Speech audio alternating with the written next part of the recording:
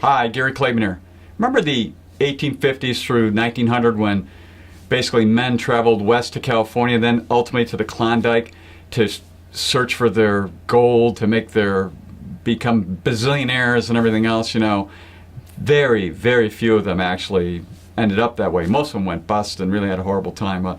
That's kind of what it's looking like a little bit with going on. It's happening with cryptocurrencies, in particular blockchain, and then applications of blockchain out there besides cryptocurrencies. There's just a lot of confusion and there's money to be made, but very carefully. So let's break this down a bit. Remember going back to the 1990s when you first got on the internet, you had a dial-up and I'm surfing the web. Well, the first thing you had to do is you had to select a search engine. Remember that? Search engines? There was Alta Vista and Web Crawler and Ask Jeeves and AOL Direct and Yahoo and a bunch of others, and you're kind of like, I don't know which one to go with. And so you checked off one of them. Well, now all we do is what? Google. So, Bitcoin, is that Google? Is it one of the other hundreds of other cryptocurrencies? I don't know, but probably going to consolidate. Think of that. Next, you remember your history, railroads. Railroads started in 1827 in the United States. By 1871, tons of them went bankrupt. And what happened? Little lines showed up, different gauges, different kinds of engines, and it all kind of got all sorted out after the Civil War. And so there were a handful of big railroad companies left at that time. Think of that from the standpoint of the applications of things on the blockchain, because there's lots of ways to apply different things out there. In fact, I have a list of like 30 or 40 of them here. Think of all those railroads. I don't know which one of these is going to work. This is just one company's list. There are thousands of applications being tried out right now. So let me give you an idea. What's an application, Gary? I don't know what you're talking about. Give me an analogy.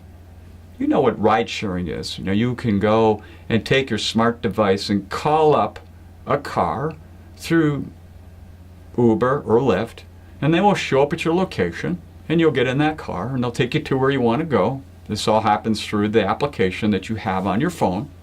And then you get out of the car, and seamlessly the money is collected from your credit card, and everything's good. Pretty cool. So how does it all work? Well, you have Uber, let's say, that company, right? You have the driver, and you have you. So here you are calling this up, and you're paying money directly to Uber. Uber takes their part out. Think of them as a third-party middleman, right? And then they pay the driver. Well, how would this work on blockchain? Now think, a blockchain is a trustless system. What that means, it's going from me to we. We all agree, and we all know it's 100% reliable. Nobody can get in there and steal our money, steal our stuff, steal our identity, all those kinds of things. So if that's true, why do we need Uber? Why don't we just call up a driver anywhere and pay them direct from our digital wallet, where we have cryptocurrency, to their digital wallet, and just pay them direct and get rid of Uber? That's pretty cool. That'll cut the cost down. It'll make it really simple. That's what blockchain can do on an application. But let's go further, because that's a simple one. Now, do we really need a driver? Not really. Autonomous cars. Just call up an autonomous car and pay that way, reduce the cost. Let's go a little further. How about, how if you ever take a dog out for a walk and they kind of see you walking around the house, and all of a sudden they know before you know that you're walking to the door to take them out because they're smart about watching your behavior?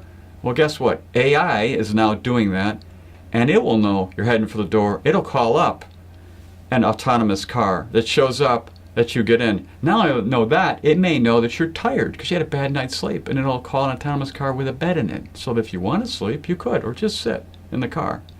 Those are applications that can go on top of the blockchain that then would do the same thing, transport you from A to B. And it can keep going on and on. And so when you're looking out there at investing in an ICO, an initial coin offering, or you're looking at a utility token, you may have heard of some of these, a securities token, recognize these are applications on top of the blockchain.